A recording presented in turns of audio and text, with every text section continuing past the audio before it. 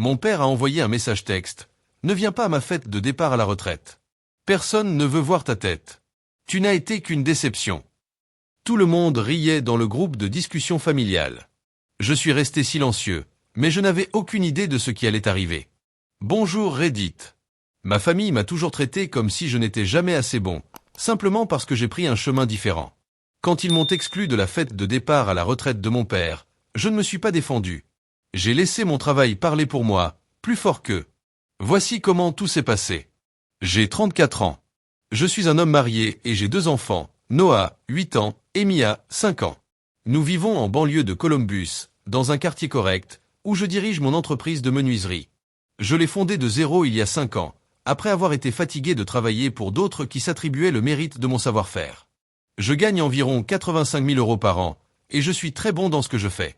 Des meubles sur mesure, des rénovations haut de gamme, ce genre de choses pour lesquelles les riches paient une fortune. J'ai bâti quelque chose de réel avec mes propres mains, pendant que ma famille restait spectatrice, toujours prête à désapprouver. En grandissant, rien n'était jamais assez bien. Mon frère Jeff est devenu le fils prodige quand il est entré en école de droit. Ma sœur Cathy a épousé Martin, un gestionnaire de fonds spéculatifs millionnaire, et elle n'a jamais raté une occasion de rappeler à tout le monde qu'elle avait épousé au-dessus de sa condition. Et moi? J'étais le raté, celui qui perdait son temps en école de métier. Mon père était cadre dans une banque. Ma mère était agente immobilière. Tous les deux obsédés par le statut et les apparences. Ils voulaient que je travaille dans la finance, ou au minimum dans la vente, quelque chose qu'ils pourraient exhiber au club de golf. Le message texte est arrivé pendant que je chargeais des outils dans mon camion. Je venais de déposer les enfants à l'école et je me rendais sur un chantier, une rénovation de 23 000 € pour le propriétaire d'un restaurant local. J'ai regardé mon téléphone et vu une notification du groupe de discussion familiale, fête de départ à la retraite de papa. Je l'ai ouvert, pensant voir des discussions sur la restauration ou la coordination des cadeaux. Mais j'ai reçu un coup de massue. Ne viens pas à ma fête de retraite, écrivait mon père. La famille entière ne veut pas de toi là-bas. Tu es une déception. C'est aussi simple que ça. Pas de filtre, pas d'explication, juste du mépris pur. Je me suis appuyé contre mon camion, relisant le message 2 fois pour être sûr de bien comprendre.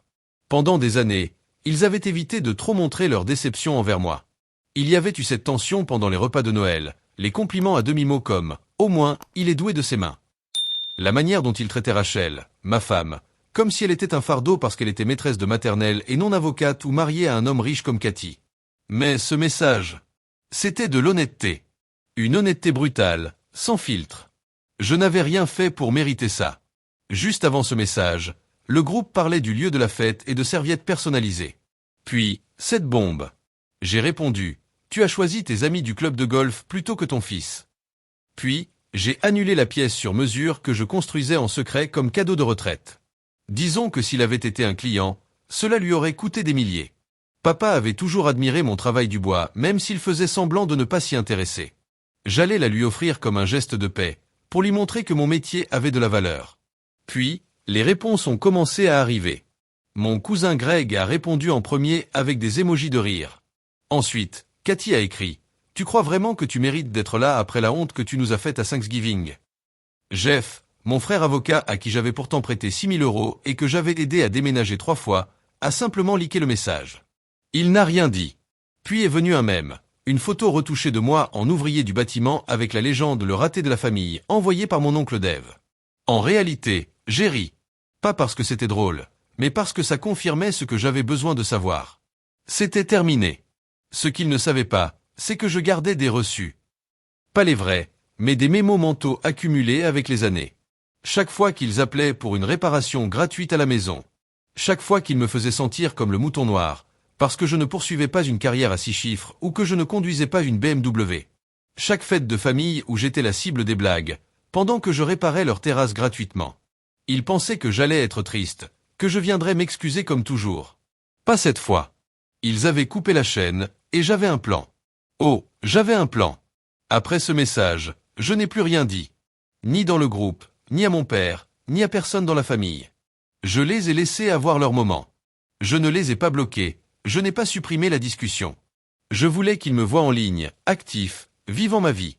Je voulais qu'ils se posent des questions. Le premier pas fut d'en parler à Rachel. Pas seulement le message, mais les années de tension. On était assis à la table de la cuisine après que les enfants se soient couchés. Elle a écouté sans m'interrompre l'une des raisons pour lesquelles je l'ai épousée. Quand j'ai eu fini, elle m'a juste pris la main et m'a demandé « Qu'est-ce que tu veux faire ?» Ce moment m'a frappé de plein fouet. La plupart des gens dans ma famille n'auraient jamais quelqu'un pour les soutenir coûte que coûte. Moi, je l'avais. Et je l'avais pris pour acquis, à force de chercher l'approbation de ceux qui ne me l'auraient jamais donné. Je voulais leur montrer ce qui se passe quand on perd la seule personne qui se soucie plus de l'amour que des apparences. J'avais déjà une bonne réputation locale, mais ma nouvelle stratégie marketing l'a fait exploser. Des clients qui hésitaient depuis des mois voulaient soudain réserver avant que je ne sois plus disponible. On s'est mis au travail. Ce soir-là, j'ai appelé Derek, un ami qui dirige une agence de marketing digital. Je lui ai demandé de m'aider à revoir l'image de mon entreprise de menuiserie. Pas juste un site basique, mais un vrai portfolio avec photos professionnelles, témoignages clients, système de réservation. Le tout. Ça m'a coûté 4 800 €, mais en 2 mois, j'étais réservé 3 mois à l'avance. La vitrine n'était qu'un début. J'avais un plan complet pour les ignorer pendant que je montais en puissance. Puis, j'ai contacté Marcus, un ancien camarade d'armée.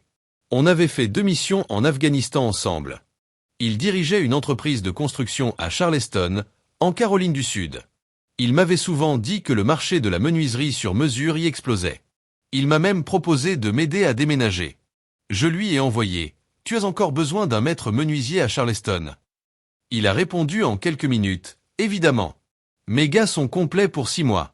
J'ai des clients qui attendent. » Pendant ce temps, je jouais intelligemment sur les réseaux sociaux. Je postais mes projets haut de gamme, meubles encastrés pour un PDG local, une table de salle à manger sculptée à la main vendue 9 500 €, des vidéos de mon atelier. Toujours pro, jamais de drame familial. Ils ont fini par le remarquer. Greg a commencé à liker mes publications. Cathy a commenté une photo de bureau en noyer, travail impressionnant. Maman a envoyé des messages privés, posant des questions sur les enfants, partageant des articles sur la menuiserie. Je n'ai rien ouvert. Puis papa a envoyé un message. Ta mère est inquiète. Réponds-lui. Pas d'excuses. Juste un ordre. Je n'ai pas répondu. J'avais une autre carte en main. Quelques jours plus tard, mon ancien patron Kevin Barnes m'a appelé. Je travaillais dans son atelier autrefois. Il n'a jamais oublié que je l'avais aidé à terminer un gros chantier pour le maire, ce qui avait sauvé son plus gros client. Aujourd'hui, il est un designer de meubles renommé avec son émission télé. Je lui ai envoyé des photos de mes projets. Il m'a appelé le lendemain. « Ronan, c'est du haut niveau. Pourquoi tu ne montres pas ça au monde ?» On a parlé 1 heure. À la fin, il m'a proposé un passage dans son émission et une mise en relation avec un distributeur cherchant des pièces artisanales. C'était ça, une plateforme nationale et un réseau de distribution potentiel. 2 semaines après le message de mon père, Jeff m'a appelé. Je n'ai pas répondu. Il a laissé un message vocal. Et, la retraite de papa, c'est samedi. Maman demande si tu viens. Tiens-nous au courant. Je n'ai pas rappelé. Laisse-le transpirer. 3 semaines après le message initial, mon cousin Trevor m'a appelé. Il n'était pas dans le groupe. Il avait déménagé à Seattle après une embrouille avec l'oncle Dave. Il m'a demandé, c'est quoi cette histoire avec toi et Richard? Je lui ai raconté. Le message. Les réponses. Les années à être traité comme un échec. Il a été silencieux, puis a dit, tu sais qu'ils parlent de tout le monde dans leur dos? Même de Jeff le Saint-Brin. Je l'ai poussé à en dire plus. Ton père était chez nous le mois dernier. Il disait que la boîte de Jeff allait mal, qu'il avait dû l'aider à payer la compte de sa maison. Il a dit, au moins Ronan se débrouille seul, même si c'est avec un marteau. Ça m'a frappé. Et y a plus. Ta mère déteste Martin. Elle l'appelle l'arrogant imbécile dans son dos. Et ton père n'a pas décidé de prendre sa retraite. La banque l'a viré, restructuration. Il y a des rumeurs de fraude comptable. Après ça, je suis resté assis longtemps dans mon camion, digérant l'info. Toutes ces années, je pensais être le mouton noir. En réalité, toute la famille n'était qu'une façade. Le lendemain, j'ai reçu un message de Megan, une ancienne camarade de fac de ma sœur Cathy. On s'était toujours bien entendu aux quelques événements où elle était présente.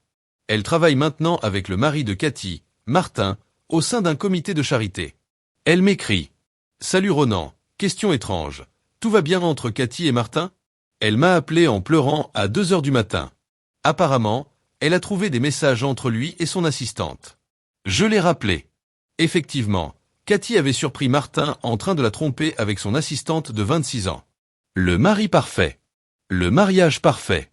La vie parfaite qu'elle m'avait toujours jetée au visage. Une façade de plus qui s'effondrait. 2 jours plus tard, Amber, la femme de mon cousin Greg, m'a écrit sur Facebook. On n'était pas proches, mais elle avait toujours été gentille. Elle me dit « Ta famille panique à propos de la fête de retraite. L'ancien patron de ton père et plein de cadres bancaires seront là. Ils deviennent fous parce que tu ne viens pas, et les gens vont poser des questions. Cathy a même suggéré d'engager quelqu'un pour faire semblant d'être toi. Je me suis dit que tu devais le savoir. » J'ai éclaté de rire. Engager un acteur pour jouer le fils menuisier embarrassant? Même pour eux, c'était un record de bassesse. Mais le coup de grâce est venu de Kevin, mon ancien patron. Après avoir accepté de me faire passer à son émission, il a passé quelques coups de fil dans le milieu pour parler de mon travail. L'un de ses contacts était un distributeur de meubles haut de gamme à Columbus, qui avait déjà travaillé avec ma famille. Il m'a dit « Ronan, c'est bizarre. Quand j'ai mentionné ton nom à Stanley, du magasin Columbus Fine Furnishing, il a tout de suite reconnu. Il m'a dit que tes parents achètent chez lui depuis des années.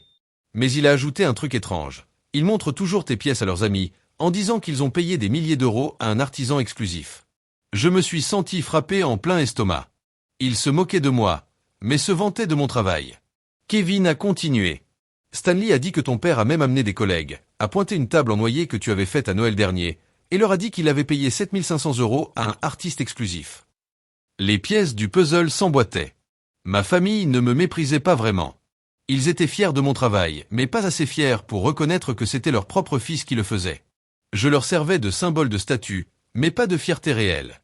Ce soir-là, j'ai tout raconté à Rachel. Elle n'a pas été surprise. Elle m'a dit « Ils t'utilisent depuis des années, Ronan. Main-d'œuvre gratuite. Meubles gratuits. Garde d'enfants gratuite. Mais que Dieu les garde de respecter ce que tu fais. » Elle avait raison. Et c'est là que mon plan a changé. Je ne voulais plus seulement partir. Je voulais qu'ils ressentent pleinement ce qu'ils perdaient. On avait environ 5 semaines avant le déménagement prévu à Charleston. Il fallait que je prépare le terrain parfaitement. D'abord, j'ai mis notre maison en vente via la cousine de Rachel, qui est agente immobilière. Je lui ai demandé de ne pas la mettre en ligne. Vente privée uniquement. Je ne voulais pas que la famille tombe dessus trop tôt. Le marché était en hausse, et on avait fait beaucoup de rénovations, tout mon travail. Elle avait déjà des acheteurs alignés. On demandait 80 000 € de plus que ce qu'on avait payé 4 ans plus tôt. Et elle pensait qu'on allait les obtenir facilement. Ensuite, j'ai travaillé sur ma visibilité. J'ai accepté une interview avec un journal économique local sur la menuiserie artisanale à l'ère de la production de masse. L'article est sorti avec des photos de mon atelier, mettant en avant mes projets à venir et des opportunités d'expansion. J'ai pris des copies supplémentaires, mais je n'en ai envoyé aucune à la famille. Je me suis aussi activé sur les réseaux sociaux, publiant chaque jour des projets, des témoignages clients, des lives Instagram montrant mon processus.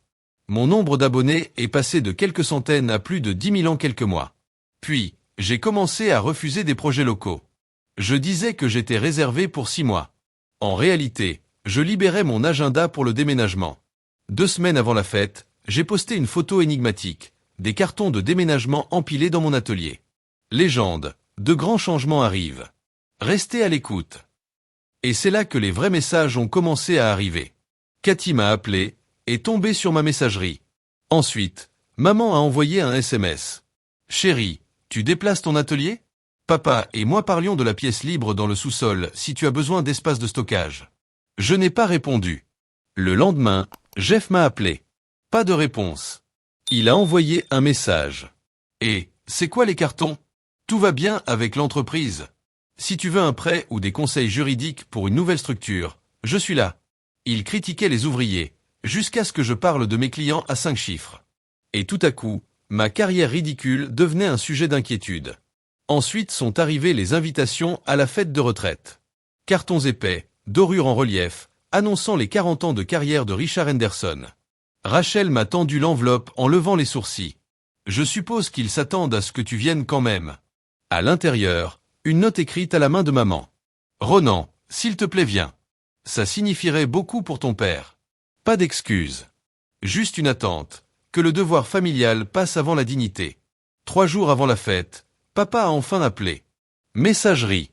Ronan, c'est papa. Ta mère s'inquiète. Ce silence est puéril. On doit savoir si tu viens samedi. Il y aura des gens importants. Des gens importants. Pas de « je suis désolé ». Juste l'inquiétude que les apparences en prennent un coup. Je n'ai pas rappelé. Mais j'ai fait mieux. J'ai terminé la vitrine en chaîne que j'avais annulée. C'était ma déclaration finale. Je l'ai faite livrer chez eux. Mon meilleur travail à ce jour. Chaîne sciée sur quartier, queue d'aronde, vitre, compartiment secret, poignée en laiton personnalisé. Elle aurait pu se vendre plus de 10 000 €. Dedans, une simple carte. Félicitations pour ta retraite. C'est la dernière chose que tu recevras de moi.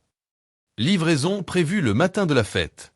Pendant ce temps, on était dans la dernière ligne droite du déménagement.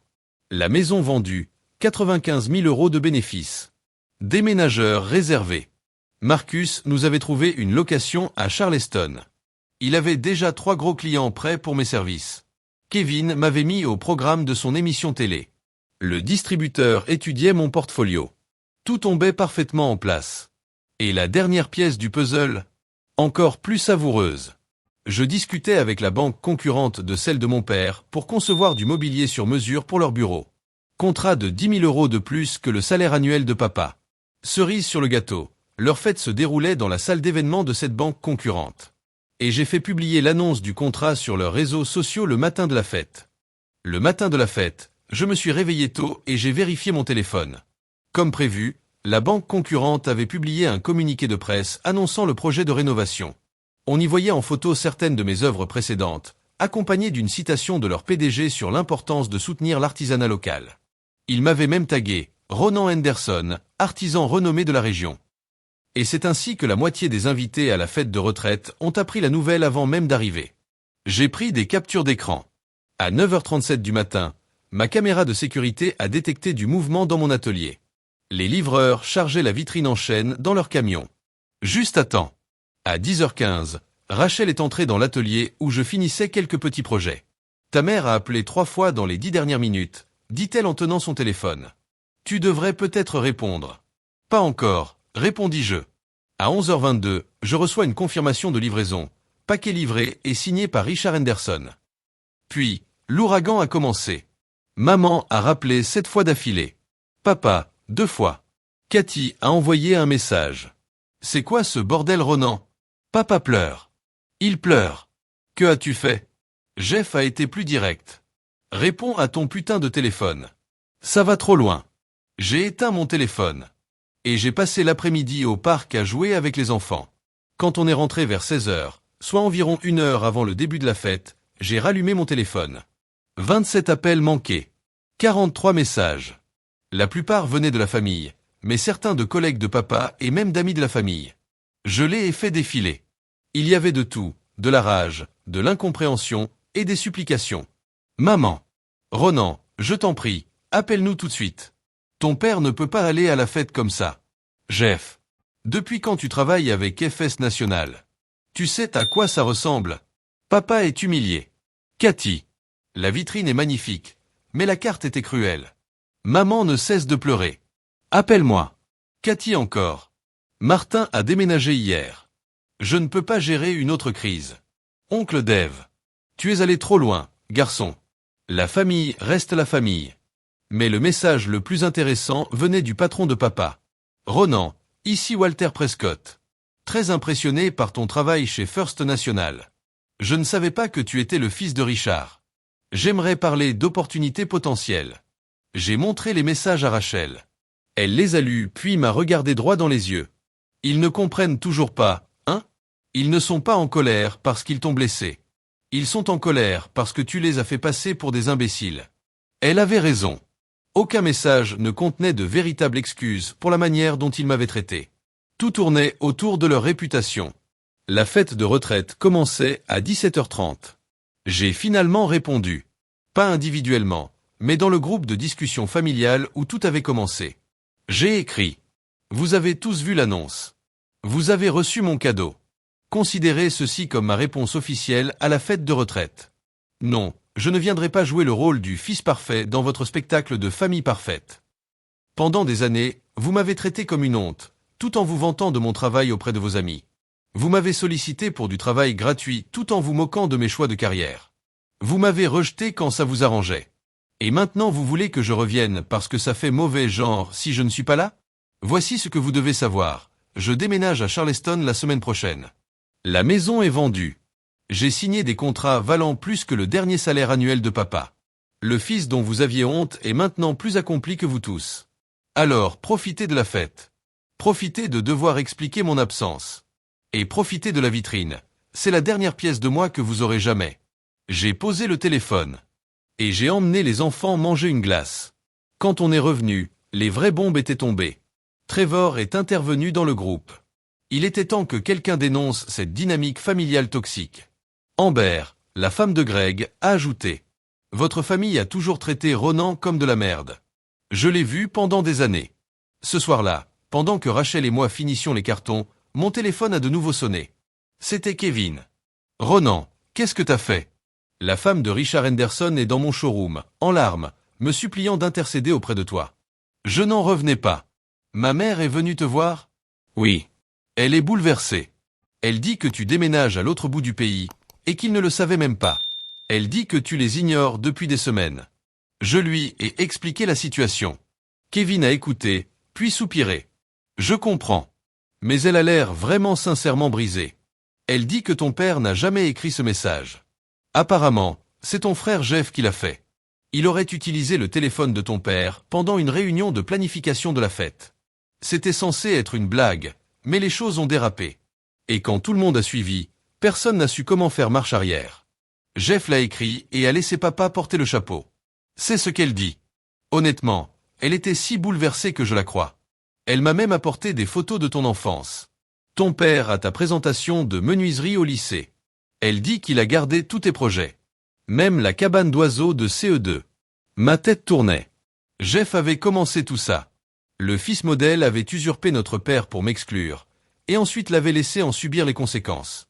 Ça faisait sens. Jeff avait toujours été jaloux de la moindre attention que je recevais. Il avait besoin d'être le préféré. Mais ça ne changeait rien au fait que personne ne m'avait défendu. Personne n'avait rectifié. Tout le monde avait suivi. Merci Kevin, mais ça ne change rien. Ils ont eu des semaines pour confesser, pour s'excuser. Ils ne l'ont fait que parce qu'ils avaient besoin de moi.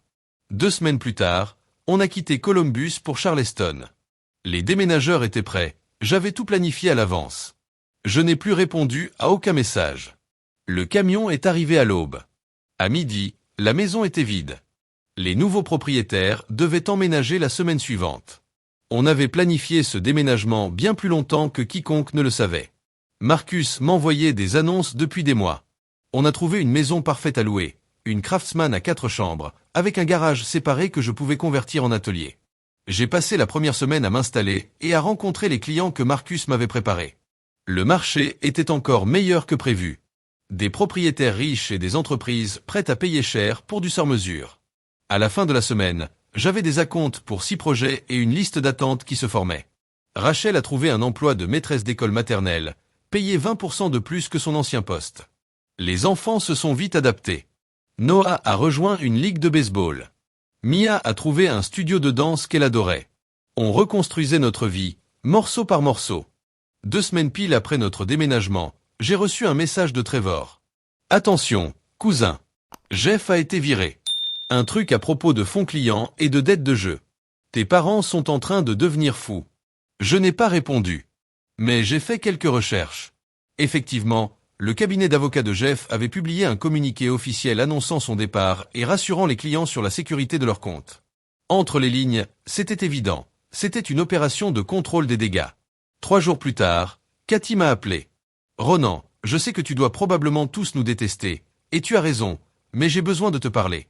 C'est à propos de Jeff et de papa. En plus, je vis chez eux maintenant. Le divorce tourne mal. Martin essaie de garder tout. J'ai répondu à l'appel. Je te préviens, ce n'est pas le moment pour un chantage émotionnel. Ce n'est pas ça, je te jure, répondit-elle, la voix brisée. Tout s'écroule ici. Jeff a été viré la semaine dernière. Il a volé presque 200 000 € sur les comptes clients pour couvrir ses dettes de jeu. Ils ne porteront pas plainte s'il rembourse, mais il n'a pas l'argent. Et papa a remortgagé la maison pour le sauver. La maison qu'ils ont possédée libre de dettes pendant 15 ans. Ils ont plus de 60 ans, Ronan. Et maintenant, les économies retraite de papa sont parties. Ils ont une nouvelle mensualité qu'ils ne peuvent pas payer avec leur revenu fixe. Je me suis appuyé sur mon établi, les idées en vrac. Pourquoi tu me dis ça? Elle a soupiré. Parce que Jeff a tout avoué. Il a utilisé le téléphone de papa pour t'envoyer ce message sur la retraite. Il a aussi dit qu'il sabotait ta relation avec la famille depuis des années, parce qu'il était jaloux de ton talent et de ton indépendance. Il effaçait les messages vocaux, disait à papa que tu avais dit des choses que tu n'avais jamais dites. Il a tout admis. En y repensant, ça expliquait beaucoup de choses. Des conversations qui n'avaient jamais de sens. Des plans qui changeaient mystérieusement. On n'avait juste jamais connecté les points. Qui penserait que son propre frère essaierait de le saboter? Cathy a continué, d'un ton plus doux. Et je dois aussi m'excuser. Pendant des années, je t'ai rabaissé, toi et Rachel, parce que tu n'avais pas suivi le bon chemin. Je me suis marié avec Martin pour son argent et son statut, pas par amour. Je m'affichais avec ma grande maison, mes vacances, mais il me trompait avec la moitié de son bureau. Maintenant, je n'ai plus rien. Pas de pension alimentaire, à cause du contrat prénuptial que j'ai signé sans réfléchir. Toutes ces fringues de luxe, ces voyages, et j'ai moins d'économie que toi. Une partie de moi se sentait justifiée. Mais une autre avait juste mal au cœur. Et tout le monde a juste, cru Jeff. On n'a jamais questionné pourquoi tu ne donnais plus de nouvelles, ou pourquoi tu semblais distant. On aurait dû comprendre. Il y avait plein d'indices. Jeff semblait toujours être celui qui transmettait les mauvaises nouvelles. On était aveugle. Et on avait tort. Je suis resté silencieux un long moment. Puis j'ai demandé. Qu'est-ce que vous attendez de moi? De l'argent, répondit-elle franchement. Ils ne savent pas que je t'appelle. Mais ils vont perdre la maison, Ronan. Maman est en miettes. La santé de papa se dégrade à cause du stress. Ils ont commencé à vendre des meubles pour payer l'hypothèque. Y compris les meubles que tu as faits. J'ai pensé aux pièces qu'ils montraient à leurs amis, en prétendant les avoir payées des fortunes. L'ironie ne m'a pas échappé. Je dois y réfléchir, dis-je enfin. Je te rappellerai. Et j'y ai pensé. Longtemps. Profondément. Je ne voulais pas seulement qu'ils s'excusent. Je voulais qu'ils comprennent ce qu'ils avaient fait. Je voulais que Jeff assume ses actes. Le lendemain, j'ai appelé Cathy. J'ai besoin de parler à tout le monde. Organise un appel vidéo ce soir à 20h, avec toi, maman, papa et Jeff. L'écran de mon ordinateur s'est rempli de leurs visages. Ils avaient tous l'air épuisés. Ronan, comment ça maman, on est tellement désolé. Non, les jeux interrompus. Pas encore d'excuses. D'abord, je veux la vérité. Jeff, dis-moi exactement ce que tu as fait. Jeff avala sa salive. J'ai utilisé le téléphone de papa pour t'envoyer le message sur la fête de retraite. J'ai vu tout le travail que tu faisais sur cette vitrine, et j'étais jaloux. Tu construisais quelque chose de vrai. Pendant que moi, j'étouffais sous les dettes étudiantes, détestais mon boulot, et je jouais pour ressentir quelque chose. Quand tout le monde a ri du message, j'ai eu trop peur pour avouer. Je n'ai rien dit. Quoi d'autre? Ai-je insisté? J'ai effacé des messages vocaux. J'ai dit à papa que tu avais dit des choses fausses. J'ai convaincu maman que tu étais trop occupé pour venir aux réunions de famille. J'ai détruit ta relation avec la famille pendant des années. Papa semblait sous le choc. Maman pleurait en silence. Et maintenant, tu as volé des clients et entraîné nos parents dans ta merde, dis-je froidement. Jeff acquiesça, honteux. Je me suis tourné vers Cathy. Et toi? Tous ces moments où tu rabaissais Rachel et moi? Elle s'essuya les yeux. J'étais insécure. J'avais besoin que les gens pensent que j'avais réussi. Pendant que je me vantais de ma vie parfaite, il me trompait avec toute son équipe. Maintenant, je n'ai rien. Pas de maison. Pas d'argent. Même pas de respect. J'ai laissé un long silence s'installer. Puis j'ai dit. Voici ce qui va se passer. Jeff, tu vas te faire aider pour ton addiction au jeu. Sérieusement. Pas juste des promesses. Tu vas travailler et rembourser chaque centime à maman et papa. Même si ça prend des années. Il a hoché la tête. Maman, papa, je ne vais pas vous donner d'argent. Mais je peux vous offrir autre chose. Je viens de signer un bail pour un atelier plus grand ici, à Charleston. La maison qu'on loue a un logement indépendant au-dessus du garage. Vous pouvez y vivre gratuitement pendant que vous remettez votre vie sur pied. Il me regardait, stupéfait. Mais j'ai continué. Ce n'est pas une aumône. Il y a des conditions. Papa, tu as des compétences bancaires. Tu m'aideras pour la gestion, les contrats, la comptabilité. Maman, tu connais l'immobilier. Tu nous aideras à trouver une maison ici, et tu travailleras avec ma designer pour organiser mes meubles et les photographier. Tu veux qu'on travaille pour toi? Demanda papa, confus. Non. Je veux que vous arrêtiez d'être un poids. Si vous voulez revenir dans ma vie, méritez-le. Maman pleurait ouvertement. On a fait une grosse erreur, dit-elle. On sait que ça prendra du temps. Je n'attends pas d'excuses, répondis-je. Je ne fais pas ça pour vous. Je le fais pour mes enfants. Parce qu'ils méritent de connaître leurs grands-parents. Et je le fais pour moi. Car la colère, ça épuise. Et j'ai mieux à construire avec cette énergie. Je me suis tourné vers Cathy. Tu es aussi la bienvenue. Il reste une chambre. Mais même condition, tu contribues, tu ne dénigres plus Rachel ou ce qu'on fait. Elle hocha la tête, les larmes aux yeux. Je veux ça. Et je promets que j'ai appris ma leçon. L'appel s'est terminé avec des remerciements en larmes et des plans provisoires. Après avoir raccroché, Rachel m'a serré dans ses bras. Tu es une meilleure personne que ce qu'il mérite, dit-elle doucement. Peut-être, ai-je répondu. Ou peut-être que je sais juste ce que ça vaut de construire quelque chose qui dure. 6 mois plus tard, mes parents s'étaient installés dans la suite au-dessus de notre garage. Papa mettait son expérience bancaire au service de l'entreprise. Il gérait les finances, les contrats, les clients, et même a négocié un petit prêt commercial pour agrandir mon atelier. Maman, de son côté, a mis ses compétences en immobilier à contribution. Elle nous a trouvé une maison centenaire de style craftsman, avec assez de terrain pour construire un atelier plus grand. Elle a aussi commencé à organiser mes pièces pour des séances photos professionnelles.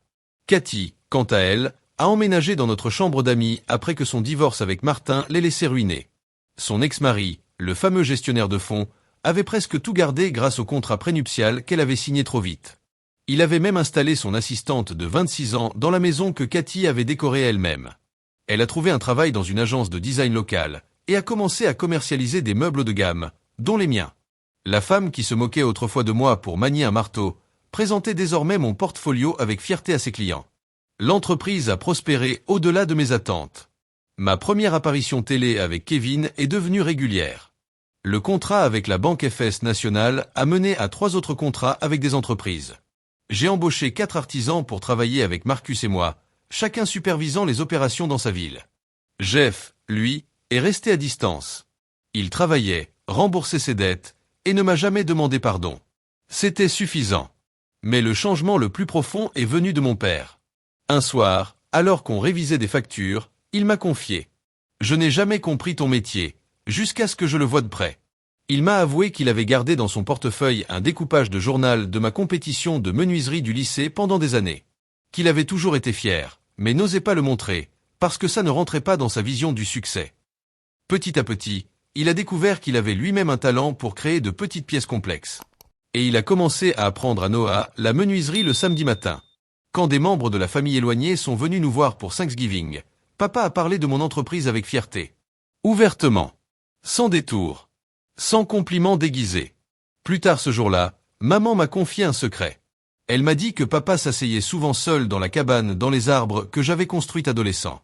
C'était, selon lui, le seul endroit où il se sentait vraiment en paix. Elle m'a aussi avoué que le mariage parfait et riche de Cathy l'avait rendue profondément malheureuse. Tandis que mon chemin, bien plus authentique, m'avait mené à une vie heureuse et épanouie. 3 semaines après Thanksgiving, Kevin a posté un article dans une revue spécialisée dans l'artisanat de luxe. Il nous avait appelés Henderson Fine Furniture. Même si on n'avait jamais discuté de mettre papa dans le nom de l'entreprise, j'ai décidé de le rendre officiel. Mais à une condition, que la quête d'apparence et de statut reste derrière nous, pour toujours. Le jour où j'ai serré la main de mon père pour sceller ce partenariat, cette poignée de main a eu plus de sens qu'aucun contrat qu'il avait signé dans toute sa carrière bancaire. Le lendemain matin, j'ai annoncé officiellement la création de Henderson et son Fine Furniture à toute la famille.